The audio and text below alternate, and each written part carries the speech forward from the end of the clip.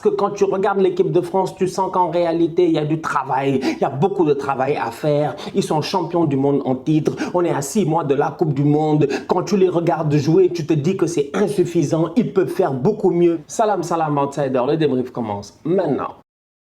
La France perd aujourd'hui 2-1 à domicile face au Danemark. Franchement, on va être très sérieux. Top performance de la part des Danois. Cette équipe du Danemark-là, on s'en rappelle tous, au dernier Euro, ils étaient demi-finalistes. Ils avaient été très bons. Ils avaient été plutôt bons. Ils avaient été surprenants. Mais là où ils avaient été, je dis bien, plus surprenants, c'est dans leur capacité collective à pouvoir se transcender. Après ce qui s'était passé à Christian Eriksen, on s'en rappelle tous. On s'en rappelle tous. Eriksen qui tombe, tout cela, on s'en rappelle. On ne rentrera pas dans les détails.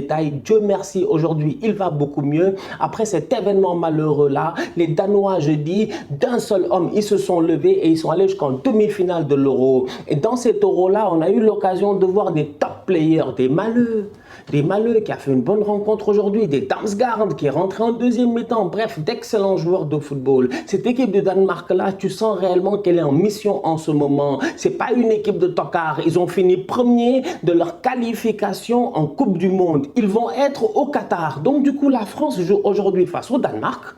La France est championne du monde en titre. Elle joue face au Danemark, elle perd 2-1. J'ai envie de dire sincèrement à Didier Deschamps, à un moment donné, d'arrêter de faire valoir ses sentiments. Je suis d'accord qu'il y a certains joueurs dans cet effectif-là qui sont très importants pour Deschamps. Nous tous, on est d'accord parce qu'on a eu l'occasion de voir le cheminement qui a été fait dans le groupe.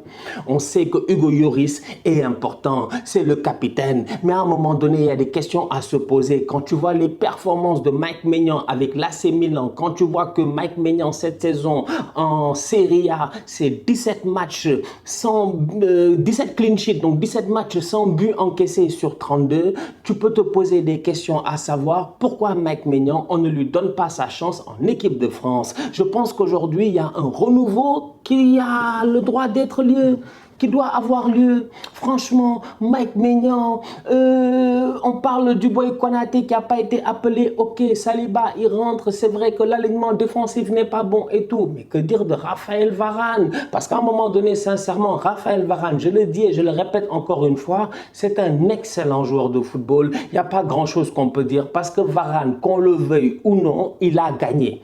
Il a gagné. Débattre de savoir si Varane est fort ou n'est pas fort, c'est comme quand les gars débattent à savoir est-ce que c'est Vidic qui a porté Ferdinand ou est-ce que c'est Ferdinand qui a porté Vidic. À un moment donné, sincèrement, tous les deux, c'était deux top défenseurs. Ils avaient chacun leur force et c'est ce qui a fait la force de ce Manchester United-là. Franchement, on va être très sérieux. Raphaël Varane et Sergio Ramos, c'était une paire extraordinaire. Les deux ont été séparés. On a vu Varane cette année souffrir avec les Lindelof et les Maguire. Mais depuis longtemps, on voit aussi Varane qui est moins, je dis bien, serein en défense centrale en France. On l'a vu, je dis bien, lors de l'Euro. De temps en temps, ça a été compliqué. Ce soir aussi, en première mi-temps, de temps en temps, ça a été compliqué. Donc, dans le renouvellement d'effectifs, dans la volonté de vouloir apporter un sang frais, je dis bien, dans cet effectif de l'équipe de France, il va falloir que Didier Deschamps, comme lui-même, il le dit très bien, il va falloir faire des choix. Dédé, il faut faire des choix. Il va falloir faire des choix.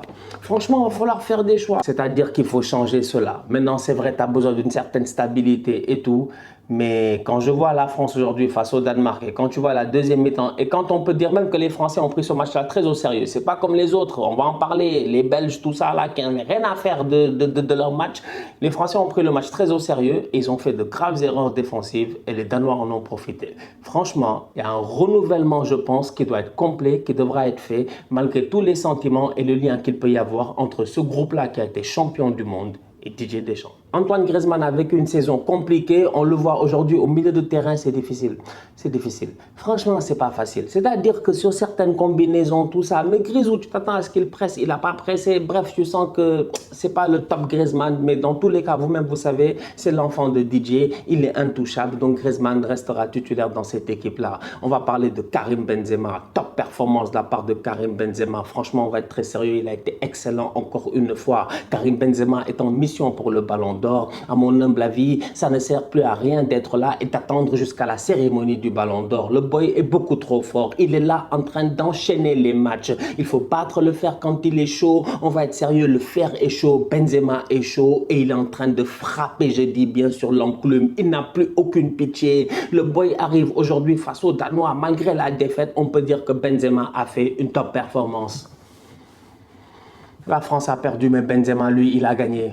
Franchement, on va être très sérieux. C'est dommage, c'est très dommage. Franchement, c'est très dommage pour cette équipe de France-là d'avoir perdu, je dis aujourd'hui, peut-être à domicile. Mais Karim Benzema, il a sorti son épingle du jeu. Offensivement parlant, il a claqué son but. Mais quel but! Plein de lucidité, de sang-froid. Je dis bien le sang-froid. Il faut avoir le sang-froid. Il faut être hitman. Il faut avoir de la glace, je dis bien, à travers les veines pour être capable d'être calme comme ça dans la surface de réparation, ne pas tomber dans l'euphorie, enchaîner un petit slalom, 2-3 crochets et venir, je dis bien, claquer une frappe. C'est ce Karim Benzema là qu'on a vu à un moment donné déclencher une attaque du milieu de terrain. Il part, il fait des doubles contacts, il enchaîne au moins 4 joueurs danois. Karim Benzema, aujourd'hui, offensivement parlant, il a été excellent. Top performance de sa part, il continue, il n'a pas de problème. Kabenwebe, je dis bien, je vous l'ai dit la dernière fois en finale de Ligue des Champions que Benzema me pose problème parce que la baraka, la chance, l'aura qu'il a en ce moment, tout va bien. Il a dit c'est son histoire, mais son histoire, elle finit quand? En fait, Benzema, ton histoire, elle finit quand? En fait, c'est ça la vérité. Karim, explique-nous ton histoire, elle finit quand? Nous, on veut savoir. Parce que si ton histoire, tu comptes la finir en décembre, là-bas au Qatar, je commence à m'inquiéter. Je vous dis.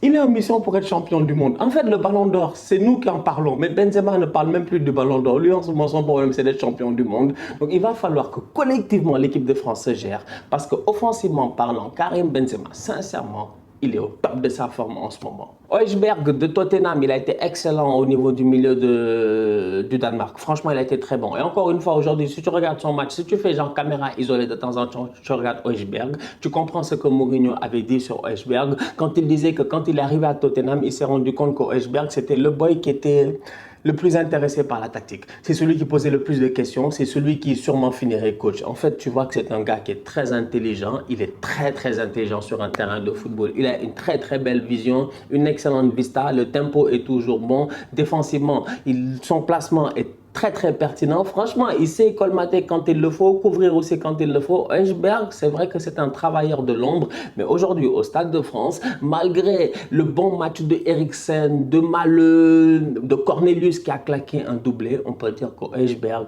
il a été très bon lui aussi. Match propre de la part de Aurélien Tchouaméni. Tchouaméni qui est relié en ce moment au Real Madrid. Peut-être qu'il va y aller, on en parle et tout. On ne sait jamais. Peut-être que le PSG va venir à la dernière minute et faire capoter cette affaire-là. Qui sait? En tout cas, on est là, on est en train de suivre. Mais Tchouaméni, malgré le fait qu'on parle de lui et que cet été, quoi qu'il arrive, il sera transféré et que ce sera un des gros transferts de l'été, j'ai trouvé le boy très serein, très posé sur le terrain. Il a été bon. Il a été très bon. Il a vraiment été bon. Il n'a pas eu besoin de faire grand-chose. Maintenant, que l'équipe de France ait des problèmes au niveau de l'animation, ça il faut en parler au coach, à Deschamps et tout. Mais individuellement parlant, comme je dis, il y a des boys qui ont quand même fait leur match. Kanté, il a fait son match. Tchouaméni, il a fait son match. Benzema, il a fait son match. Nkunku, il a fait son match. Christopher Nkunku, il a été très bon. Il rentre, il fait talonnade, il fait la passe décisive à Benzema. Il simplifie le jeu. Là où de temps en temps, tu as l'impression que Mbappé, il s'enflamme. Il a le droit de s'enflammer, c'est Kylian.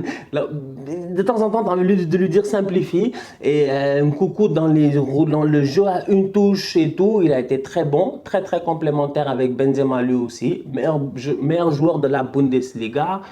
N'est pas un tocard. Franchement, je ne sais pas s'il va aller au Paris Saint-Germain, Christopher Nkunku. On va voir ce que ça va donner. En tout cas, je ne sais pas où est-ce qu'il va aller cet été. Mais voilà encore un autre joueur sur lequel il va falloir garder un œil. Tout ça pour dire que Tchouaméni et Nkunku, franchement, de belles performances sur le terrain aujourd'hui. La famille, on se capte très bientôt pour un nouveau débrief. D'ici là, on continue à liker, on continue à partager. On s'abonne. On est ensemble, on reste en santé. C'est le plus important. Tous outsiders.